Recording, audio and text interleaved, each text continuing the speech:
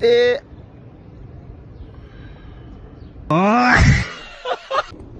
अस्सलाम वालेकुम ladies and लेडास sorry gentleman मैं ਤੁਹਾਡਾ ਵੀਰ ਦਾਨੀਆ ਰਾਹੀਂ ਤੇ ਜਨਾਬ ਅੱਜ ਦਾ ਵਲੋਗ ਅਸੀਂ ਕੱਪੜੇ ਧੋ ਰਹੇ ਹਾਂ। ਸਵਾਰ ਦਾ ਦਿਨ ਹੈ ਤੇ ਅੱਜ ਮੇਰੀ ਹੁੰਦੀ ਹੈ ਰੈਸਟ। ਪਿਛਲੇ ਸਵਾਰ ਜਨਾਬ ਬਾਰਿਸ਼ ਸੀ ਤੇ ਕੱਪੜੇ ਧੋ ਨਹੀਂ ਸਕੇ ਤੇ ਇਸ ਸਵਾਰ ਜਨਾਬ ਦੋ ਵਰਦੀਆਂ ਇਕੱਠੀਆਂ ਹੋ ਗਈਆਂ, ਦੋ ਸੂਟ, ਦੋ ਟਰੋਜ਼ਰ ਸ਼ਰਟਾਂ ਤੇ ਮਤਲਬ ਕੱਪੜੇ ਜ਼ਿਆਦਾ ਇਕੱਠੇ ਹੋ ਗਏ। ਮੈਂ ਸੋਚਿਆ ਜੀ ਧੋ ਲਈਏ ਤੇ ਸਵੇਰ ਦਾ ਮੈਂ ਵੇਖ ਰਿਹਾ ਸੀਗਾ ਜੀ ਬੜੇ ਮਾਸ਼ਾਅੱਲਾ ਜਨਾਬ ਅੱਛੀ ਧੁੱਪ ਨਿਕਲੀ ਹੋਈ, ਬੱਦਲ ਬੁੱਦਲ ਕੋਈ ਨਹੀਂ, ਸਾਫ ਸੁਥਰਾ ਮਾਹੌਲ ਸੀ।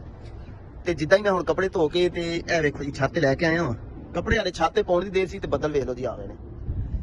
ਤੇ ਬਸ ਇਸੇ ਗੱਲ ਤੇ ਥੋੜੀ ਜਿਹੀ ਆਮਦ ਹੋਈ ਹੈ ਤੇ ਮੈਂ ਕਿਹਾ ਜਨਾਬ ਫਿਰ ਹੋ ਜੇ ਤੁਹਾਡੀ ਨਜ਼ਰ। ਤੇ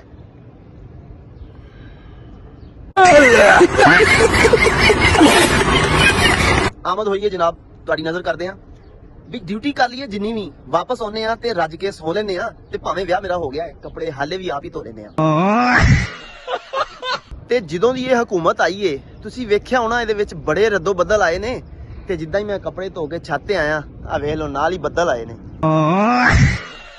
ਤੇ ਸਮਝ ਮੌਸਮ ਦੀ ਵੀ ਨਹੀਂ ਲੱਗ ਰਹੀ, ਗਰਮੀਆਂ ਆਉਣ ਵਾਲੀਆਂ ਨੇ ਕਿ ਸਰਦੀਆਂ ਆਉਣ ਵਾਲੀਆਂ ਨੇ। ਤੇ ਹਾਲੇ ਸਿਰਫ ਕੱਪੜੇ ਹੀ ਧੋਤੇ ਆ, ਵਰਦੀਆਂ ਹਾਲੇ ਧੋਣ ਵਾਲੀਆਂ ਨੇ। ਵੀਡੀਓ ਪਸੰਦ ਆਵੇ ਤੇ ਲਾਈਕ ਕਰ ਦਿਆ ਜੇ, ਨਾ ਪਸੰਦ ਆਵੇ ਤੇ ਸ਼ੇਅਰ ਲਾਜ਼ਮੀ ਕਰ ਦਿਆ ਜੇ। ਅੱਲਾ ਹਾਫਿਜ਼।